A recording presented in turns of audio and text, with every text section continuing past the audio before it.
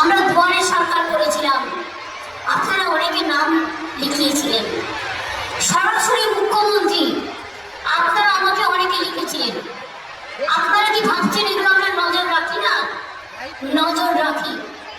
যারা দুয়ারে সরকারে আবেদন করেছিলেন এবং সরাসরি মুখ্যমন্ত্রীকে আবেদন করেছিলেন, তাদের মধ্যে থেকে আগামী 1 ফেব্রুয়ারি থেকে 6টি প্রকল্পে আরো বিপুল সংখ্যক মানুষকে আমরা যুক্ত করছি। লক্ষ্মীর ভান্ডার, যারা দুয়ারে সরকার সরাসরি মুখ্যমন্ত্রীকে বলেছিলেন 13 লক্ষ মহিলা আবার লক্ষ্মীর ভান্ডার পাবেন নতুন করে 1 ফেব্রুয়ারি থেকে, যারা এখনো পাচ্ছেন না। বার্ধক্য ভাতা, সেন্ট্রাল গভর্নমেন্ট টাকা দেয় না, দুয়ারে সরকার এবং সরাসরি মুখ্যমন্ত্রীকে আপনারা নাম লিখিয়েছিলেন। মনে রাখবেন, আমরা সেখান থেকে 9 লক্ষ মানুষকে বার্ধক্য ভাতা আমরা আজকে রাজ্য জুড়ে 1 ফেব্রুয়ারি থেকে যারা টাকা পাবে আমরা বার্ধক্য ভাতা দিচ্ছি।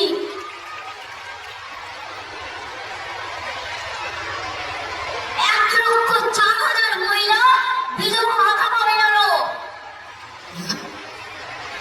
আরো 7,000 মানবিক ভাতা পাবেন। কন্যাশ্রী প্রকল্পে আরো 10 লক্ষ সংযুক্ত হবে, অর্থাৎ 85 থেকে 95 আমি সেঞ্চুরি দেখতে চাই।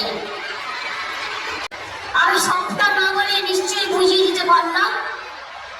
দুয়ারে সরকারে যারা আবেদন করেছিলেন আর সরাসরি মুখ্যমন্ত্রীতে, তাদের কিন্তু অনেক কাজ আমরা করে দিলাম।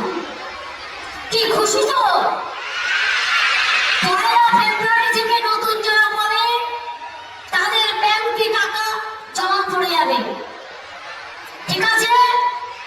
তো বন্ধুরা, আপনারা শুনতেই পারলেন, আজ মুখ্যমন্ত্রী মমতা বন্দ্যোপাধ্যায় পূর্ব এবং পশ্চিম বর্ধমানের সরকারি পরিষেবা প্রদান অনুষ্ঠানে গিয়ে ঘোষণা করলেন যে নতুন যারা দুয়ারে সরকার ক্যাম্পে লক্ষ্মীর ভাণ্ডার প্রকল্পের জন্য আবেদন করেছিলেন, নতুন যারা 13 লক্ষ উপভোক্তাকে নতুন লক্ষ্মীর ভাণ্ডারের টাকা দেবে, এবং যারা গত সেপ্টেম্বর মাসে বা ডিসেম্বর মাসে দুয়ারে সরকার ক্যাম্পে আবেদন করেছিলেন, সেরকম যারা নতুন লক্ষ্মীর ভাণ্ডারে আবেদন করেছেন কিন্তু এখনও পর্যন্ত টাকা পাননি, তাদেরকেও কিন্তু টাকা দেবে।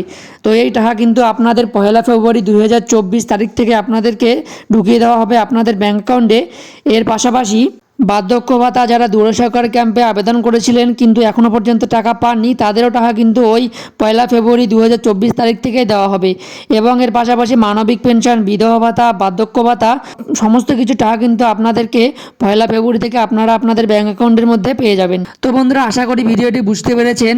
তো এই ছিল আজকের ভিডিও। যদি ভিডিওটি ভালো লেগে থাকে ভিডিওটিতে অবশ্যই একটি লাইক দেওয়ার পাশাপাশি চ্যানেলটি সাবস্ক্রাইব করে রাখবেন। ধন্যবাদ।